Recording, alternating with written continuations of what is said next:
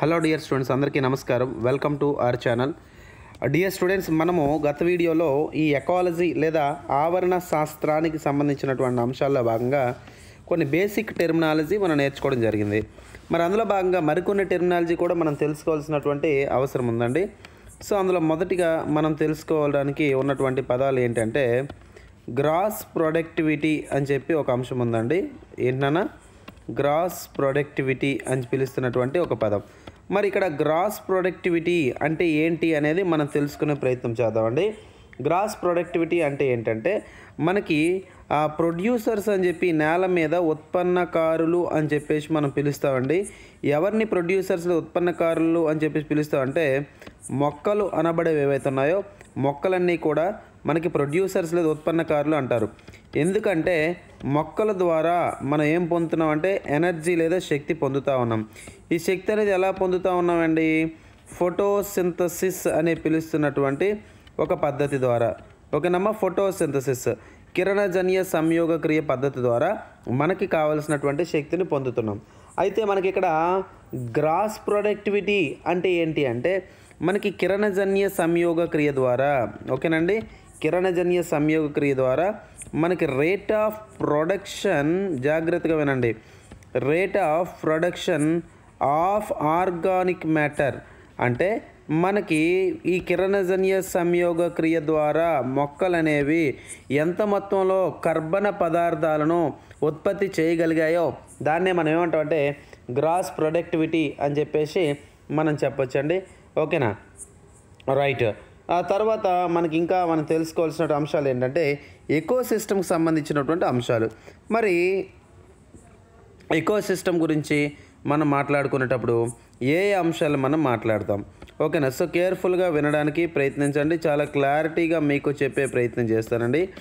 ఓకేనా, సో ఇక్కడ ఎకోసిస్టమ్ అంటే అర్థం ఏంటి అంటే ఆవరణ శాస్త్రం అని చెప్పి మనం చెప్తా ఉన్నాను.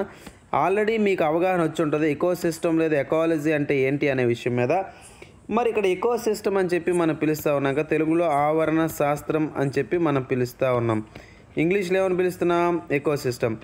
మొట్టమొదటిసారిగా ఎకోసిస్టమ్ అని పిలుస్తున్న పదం ప్రతిపాదించినటువంటి శాస్త్రవేత్త ఎవరంటే ఏజీ టాన్స్లే అని పిలుస్తున్నటువంటి వ్యక్తి. ఎవరండి?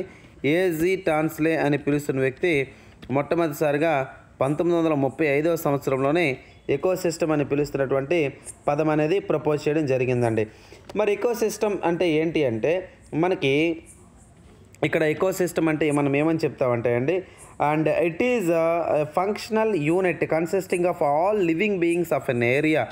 చూడండి, ఇక్కడ ఏంటంటే ఏదైనా ఒక పర్టికులర్ ప్రదేశానికి సంబంధించి ఒక పర్టికులర్ ప్రాంతంలో ఉన్నటువంటి లివింగ్ బీయింగ్స్, జీవరాశులు ఏవైతే ఉన్నాయో ఆ జీవరాశులు మరియు ఆ జీవరాశులతో పాటు అక్కడ నిర్జీవ కారకాలు ఏవైతే ఉన్నాయో, నిర్జీవ అంశాలు అంటే సూర్యకాంతి, గాలి, ఇవన్నీ ఒక నిర్జీవ కారకాలు కదా.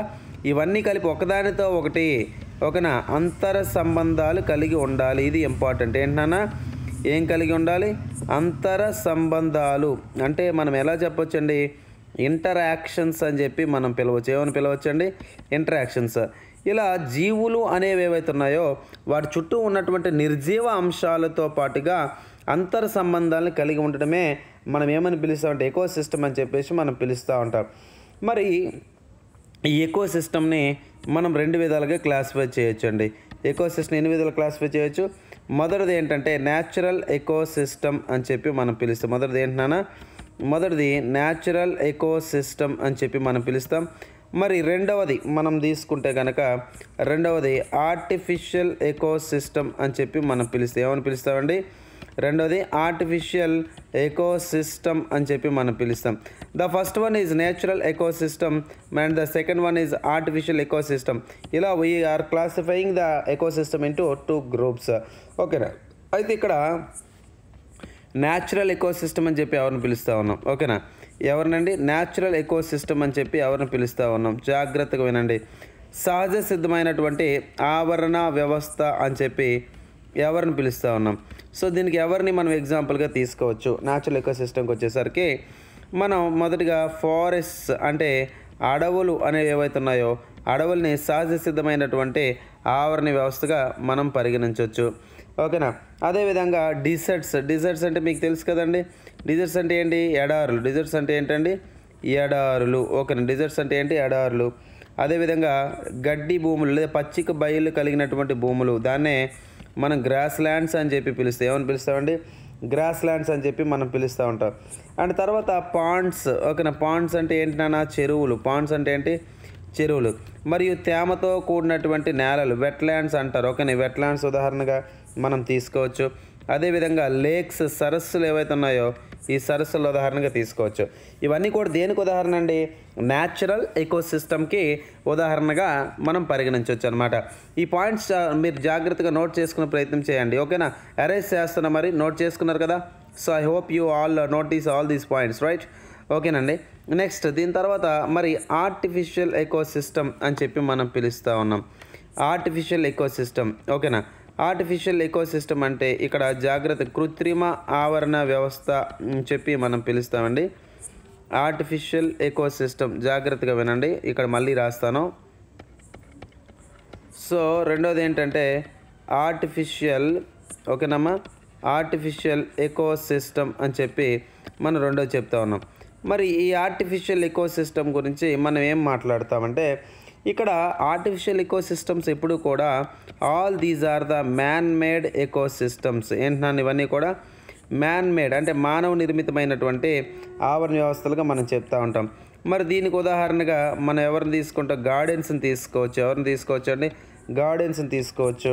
అదేవిధంగా ఎక్వేరియంస్, చేపలను ఉంచినటువంటి ఎక్వేరియంస్ ఏవైతే ఉన్నాయో ఎక్వేరియంస్ని తీసుకోవచ్చు. అదేవిధంగా పంట భూములు ఏవైతే ఉన్నాయో, సో క్రాప్ ఫీల్డ్స్ ఏవైతే ఉన్నాయో వీటిలన్నిటిని కూడా మనం ఉదాహరణగా తీసుకోవచ్చు అనమాట. అయితే ఇలాంటి ఎకోసిస్టంలోనే మనకు we have so many components here. ఒక ఆవరణ వ్యవస్థలోనే అనేక అంశాలు ఉన్నాయి. అందుకే మనం ఇప్పుడు ఏం చెప్పుకుందాం అంటే కాంపోనెంట్స్ ఆఫ్ ఎకోసిస్టమ్ అని చెప్పేసి ఇక్కడ నేను సైడ్ హెడ్డింగ్ తీసుకుంటున్నాను నాన్న. Components of ecosystem. మరి కాంపోనెంట్స్ ఏంటి సార్? ఆ అంశాలు కాంపోనెంట్స్ ఏంటి అంటే కనుక మనము నిర్జీవ అంశాలు కొన్ని ఉంటాయి అండ్ అదేవిధంగా సజీవ అంశాలు కొన్ని ఉంటాయి. ఓకేనండి. సో జాగ్రత్తగా వినండి. మొదటిగా బయోటిక్ కాంపౌండ్స్ అని చెప్పి నేను అంటాను. ఏమంటానండి? Biotic compounds. మరి బయోటిక్ కాంపౌండ్స్ అని చెప్పి మనం ఎవరెవరిని తీసుకోవాలి? ఓకేనా. బయోటిక్ కాంపోనెంట్స్ అంటే ఏంటంటే సజీవ అంశాలు అని చెప్పి మనం పిలుస్తాం. ఏమని పిలుస్తానన్నా? సజీవ అంశాలు.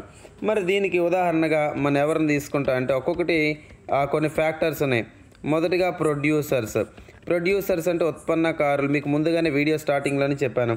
ఒక ప్రొడ్యూసర్స్ తర్వాత కన్జ్యూమర్స్ అంటే వినియోగదారులు. ఇవన్నీ ఒక్కొక్కటి ఎక్స్ప్లెయిన్ చేయాలి, చాలా జాగ్రత్తగా మీరు వినండి. ఓకేనా. ఈ కన్జ్యూమర్స్కి వచ్చేసరికి మీ అందరికీ తెలుసు. మొదటగా ప్రైమరీ కన్జ్యూమర్స్, ప్రాథమిక వినియోగదారులు. ఓకే. ప్రైమరీ తర్వాత సెకండరీ కన్జ్యూమర్స్, ద్వితీయ వినియోగదారులు. తర్వాత టెరిస్ట్రియల్, ఓకే, టెరిటరీ. చూడండి జాగ్రత్తగా వినండి. టెరిషియరీ అని చెప్పి, టెరిషియరీ అంటే తృతీయ వినియోగదారులు. ఇలా రకరకాలుగా మనం చెప్తాం. తర్వాత మనకి ఇంకా ఇక్కడ ఉన్నటువంటి ఏవైతే మనకి ఇక్కడ ఉన్నటువంటి అంశాలు ఉన్నాయో బయట కాంపోనెంట్స్లోనే ఓమ్నివోర్స్. ఓకేనా. ఓమ్నివోర్స్ అని పిలుస్తున్నటువంటి జీవులు. మరి ఓమ్నివోర్స్ అంటే ఏంటండి? మనకి ఇక్కడ ప్రొడ్యూసర్స్ని కన్జ్యూమర్స్ని రెండింటిని మనం తీసుకుంటాం. అంటే వెజ్ నాన్ వెజ్ రెండింటిని మనం తీసుకుంటాం. అదేవిధంగా డెట్రివోర్స్ అని చెప్పేసి పిలుస్తారు. ఓకే. జాంతవ భక్షకాలు. ఒక డెట్రివోర్స్ కుళ్ళినటువంటి పదార్థాలు ఏవైతే ఉన్నాయో సో వాటిని ఆహారంగా తీసుకున్న డెట్రివోర్స్ కానీ, అదేవిధంగా కుళ్ళబెట్టినటువంటి ఆహారం ఏదైతే ఉందో వాటికి సంబంధించినటువంటి జీవులు డికంపోజర్స్ అంటారు. ఇవన్నీ కూడా మనం దేనికి? బయోటిక్ కాంపోనెంట్స్కి ఉదాహరణగా మనం పరిగణించవచ్చండి. మరి ఎబయోటిక్ కాంపోనెంట్స్ అంటే ఏంటి? ఓకే. ఎబయోటిక్ కాంపోనెంట్స్కి ఉదాహరణగా మనం ఎవరిని తీసుకోవచ్చు అనేది మనం కూడా తెలుసుకునే ప్రయత్నం చేద్దామండి. ఇక్కడ ఎబయోటిక్ కాంపోనెంట్స్ ఏవేవి ఉన్నాయి వాస్తవానికి? ఓకేనా. సో ఎబయోటిక్ కాంపోనెంట్స్ ఏంటని నిర్జీవ కారకాలు అన్నాం కదా. సో బయోటిక్ కాంపోనెంట్స్ అని చెప్పి మనం పిలుస్తున్నామండి. బయోటిక్ కాంపోనెంట్స్ అంటే నిర్జీవ అంశాలు అని చెప్పి మనం పిలుస్తూ ఉన్నాం. ఏమని పిలుస్తా ఉన్నానా? నిర్జీవ అంశాలు. మరి ఈ నిర్జీవ అంశాలు ఏంటి? ఓకేనా. ఈ నిర్జీవ అంశాలు ఏంటి ఉన్నాయనేది మనం తెలుసుకునే ప్రయత్నం చేద్దామండి. Okay, right. మరి నిర్జీవ అంశాలకు వచ్చేసరికి ఒక్కొక్కటిగా మనం తీసుకుంటే మొదటిగా ఒక్కొక్క కారకం గురించి మాట్లాడదాం. మొదటిది ఏంటంటే టెంపరేచర్.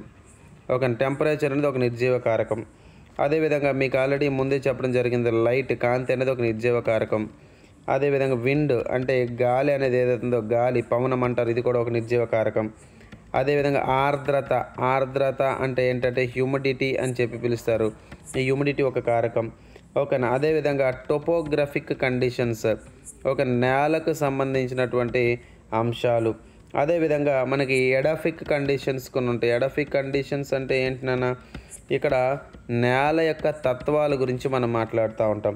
ఓకేనా. అదేవిధంగా నెక్స్ట్ బయోటిక్ కాంపోనెంట్స్, ఇవన్నీ అబయోటిక్ కాంపోనెంట్స్ కదా. నెక్స్ట్ కారణం ఏంటంటే అవైలబిలిటీ ఆఫ్ ఫుడ్ స్టఫ్, అంటే జీవులకి ఉన్నటువంటి ఆహారపు వనరులు ఏవైతే ఉన్నాయో వాటికి సంబంధించి కూడా మన కారణాలుగా తీసుకోవచ్చు. అందుకే అవైలబిలిటీ ఆఫ్ ఫుడ్ స్టఫ్స్ అని చెప్పి మనం పిలుస్తూ ఉన్నాం, అవైలబిలిటీ ఆఫ్ ఫుడ్ స్టఫ్స్. ఇక్కడ బయోటిక్ కాంపోనెంట్స్, ఎబయోటిక్ కాంపోనెంట్స్ మనం ముందు మాట్లాడుకున్నాం కదా. ఇప్పుడు మనం ఏంటంటే ఏం మాట్లాడతామంటే అండి, ఇది మనకి ఎకో సిస్టమ్ సంబంధించి వీడియో నెంబర్ 3 అండి. ఓకేనా, జాగ్రత్త గుర్తుపెట్టుకోండి, ఇది ఎకో సిస్టమ్ సంబంధించి వీడియో నెంబర్ 3. ఓకేనా, చాలా జాగ్రత్తగా మీరు వినాలి. మరి ఎకో సిస్టంలోనే మనం ఫ్యాక్టర్స్ గురించి మాట్లాడుకున్నాం కదండి, కొన్ని కాంపోనెంట్స్. అందులోని ఏబయోటిక్ కాంపోనెంట్స్ అని చెప్పి మనం పిలుస్తున్నాం కదా. ఏంటన్నా, ఏబయోటిక్ కాంపోనెంట్స్, చాలా జాగ్రత్తగా వినండి. ఏబయోటిక్ కాంపోనెంట్స్లోనే మొదటిగా మనం ఏ ఫ్యాక్టర్ చెప్పుకున్నాం, టెంపరేచర్. మొదటి ఫ్యాక్టర్ ఏమనుకున్నాం, టెంపరేచర్ అంటే ఏంటి అంటే ఉష్ణోగ్రత, అంతేనా కాదా. టెంపరేచర్ అంటే ఏంటి, ఉష్ణోగ్రత, ఇదే కదా మనకు మొదటిది. మరి ఇక్కడ మన ఇంపార్టెంట్ ఏంటి అంటే, మరి టెంపరేచర్ గురించి మనం ఏం నేర్చుకుంటామంటే, జంతువుల యొక్క ఫిజియలాజికల్ యాక్టివిటీస్ ఏవైతే ఉన్నాయో, అంటే శరీరానికి సంబంధించి జీవక్రియలు ఏవైతే ఉన్నాయో, ఈ శరీరానికి సంబంధించిన యాక్టివిటీస్ అన్నింటినీ కూడా ప్రభావితం చేసేది టెంపరేచర్. అదేవిధంగా ఈ ఫిజియలాజికల్ యాక్టివిటీస్కి ఉదాహరణగా మనం తీసుకుంటే రీప్రొడక్షన్, ఈ ప్రత్యుత్పత్తి అనేది ఏదైతే ఉందో, ఈ ప్రత్యుత్పత్తి కూడా జీవుల యొక్క ప్రధానమైనటువంటి లక్షణాలు ప్రత్యుత్పత్తి ఒకటి. ఈ ప్రత్యుత్పత్తిని కూడా ప్రభావితం చేసేది ఉష్ణోగ్రతగా మనం చెప్పగలుగుతాం అనమాట. ఓకేనా. అయితే జనరల్గా ప్రజెంట్ నేల మీద ఉన్నటువంటి జీవులు, ఓకేనా, మన భారతదేశంలో ఉన్నాం కదా, అంతేనా కదా. సో మనం భారతదేశంలోనే ఉన్నాం. ఓకేనా. సో నేనేమంటానంటే, సాధారణంగా భారతదేశంలో ఉన్నటువంటి జీవుల యొక్క మనుగడకు కావాల్సినటువంటి సరాసరి ఉష్ణోగ్రత అంటే 10 degrees నుంచి 45 degrees సెల్సియస్గా మనం చెప్పొచ్చు. ఈ బిట్ చాలా ఇంపార్టెంట్ అండి, చాలా ఇంపార్టెంట్, బాగా గుర్తుపెట్టుకోవాలి. ఓకేనా. నెక్స్ట్ ఇంకోటి ఏంటంటే, మనకి ఈ టెంపరేచర్ అనేది ఏదైతే ఉందో, ఓకేనా, చాలా ఇంపార్టెంట్ బిట్ చెప్తానండి. నేల మీద టెంపరేచర్ అనేది పెరుగుతాయి, గుర్తుపెట్టుకోండి. నేల మీద టెంపరేచర్ అనే ఉష్ణోగ్రత అనేది పెరిగితే రేట్ ఆఫ్ ఎవాపరేషన్ అనేది పెరుగుతుంది. అంటే ఆవిరి అనేది ఏదైతే ఉందో, ఈ ఆవిరి యొక్క రేట్ కూడా పెరుగుతుంది, అంతేనే కదా. ఫర్ ఎగ్జాంపుల్, ఆ చెరువులో నీళ్ళు ఉన్నాయండి, ఇక్కడ ఉష్ణోగ్రత అనేది 45 degrees ఉన్నది, ఓకేనా. ఇక్కడ 45 నుంచి 50 అయింది.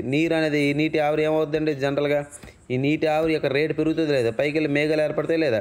సో అంటే పైకి వెళ్ళి ఏం ఏర్పడతాయండి, మేఘాలు అనేటివి ఏర్పడుతూ ఉంటాయి.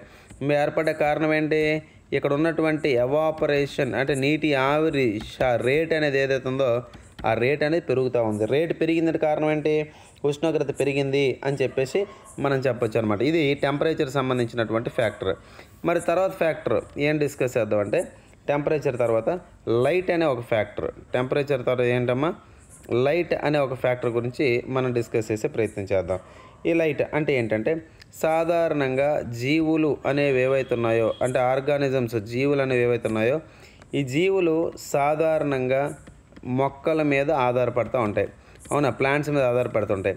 ప్లాంట్స్ దేని మీద ఆధారపడతాయి, కాంతి మీద ఆధారపడతాయి. కాంతి మీద ఆధారపడుతూ ఉంటాయి కదా. కాంతి మీద ఎట్లా ఆధారపడతాయండి, ఫోటోసింథసిస్. ఓకే, ఫోటోసింథసిస్ అంటారు. ఫోటోసింథసిస్ అంటే కిరణజన్య సంయోగ క్రియ. ఈ కిరణజన్య సంయోగ క్రియ అనే ఒక పిలుస్తున్నటువంటి ఈ పద్ధతి ద్వారా మొక్కలు అనేవి ఆహారం తయారు చేసుకుంటాయి. మీకు తెలుసు కదా, మొక్కలు అనేవి కార్బన్ డైఆక్సైడ్ 6 CO2 తీసుకుంటాయి. అదేవిధంగా వాటర్ని తీసుకుంటే 6 H2O. In the presence of sunlight అంటే సూర్యకాంతి సమక్షంలోనే ఎనర్జీ తయారు చేసుకుంటాయి. సన్లైట్ మరియు పత్రాల్లో ఉన్నటువంటి క్లోరోఫిల్, మరి రెండిట్లో ఉపయోగించుకుని మొక్కలు ఏం తయారు చేసుకుని గ్లూకోజ్ని తయారు చేసుకుంటాయి. అదే C6H12O6 మరి మొక్కలు మనకు ఆక్సిజన్ ఇస్తే 6O2 ప్లస్ దాంతోపాటుగా మనకి మొక్కలు అనేవి వాటర్ని కూడా కొంత వేపర్ పోతూ ఉంటాయి 6H2Oగా మనం చెప్తూ ఉంటాం అనమాట. ఇలా కిరణజన్య సంయోక్రియ ద్వారా ఆహారాన్ని తయారు చేసుకుంటాయి అనమాట. అదేవిధంగా మన ఇంకోటి ఏంటి అంటే మనకి కాంతి అనేది ఎలా ప్రభావితం చూపిస్తుంది, మొక్కల మీద ఎలా ప్రభావితం చూపిస్తుంది అంటే సాధారణంగా సీడ్స్ మొలకెత్తడంలోనే విత్తనాలు అనేవి సాధారణంగా సుప్తావస్థలో ఉంటాయి. సుప్తావస్థ అంటే ఏంటంటే హైబర్నేషన్ లేదా డార్మెన్సీ అంటారు. డార్మెన్సీ విత్తనాలు మొలకెత్తకుండా ఉండిపోతాయి కదా. మొలకెత్తడానికి ఉపయోగపడిన కారకాల్లో అనేక కారకాలు ఉంటాయి. అందులో ఒకటి ఏంటంటే కాంతి. సో అదేవిధంగా మొక్కలు అనేటివి శ్వాసక్రియ జరపాలన్నా కానీ కాంతి అవసరం. అదేవిధంగా మొక్కల్లోని నీరు అనేది ఎవాపరేషన్ ఆవిరి అవ్వాలంటే మొక్కల్లో నీరు ఎలా అండి ఎవాపరేషన్ అవుతుంది? ట్రాన్స్పిరేషన్ అనే ఒక పద్ధతి ద్వారా. ట్రాన్స్పిరేషన్ అంటే ఏంటి తెలుసు కదా, బాష్పోత్సేకం అంటే ఏంటి? మొక్కల్లో నీరు అనేది మనకి స్టొమాటో పత్రరంధ్రాల ద్వారా ఆవిరి రూపంలో బయటకు వెళ్ళిపోవడాన్ని మనం ఏమని పిలుస్తాం? ట్రాన్స్పిరేషన్ అని చెప్పి మనం పిలుస్తాం. ఏమని పిలుస్తాం? ట్రాన్స్పిరేషన్ లేదా బాష్పోత్సేకం అని చెప్పి మనం పిలవడం జరుగుతూ ఉంటుంది. ఇది ఒక ఫ్యాక్టర్. మరి తర్వాత ఫ్యాక్టర్ ఏంటంటే విండ్ అంటే గాలి లేదా పవనం అంటారు. ఈ విండ్ అనేది ఎలాంటి ఎఫెక్ట్ చూపిస్తూ ఉంటుంది అంటే కనుక మరి ఈ గాలి యొక్క ప్రభావం అనేది సాధారణంగా ప్రత్యక్షంగా సాయిల్ ఎరోషన్కి కారణమవుతుంది.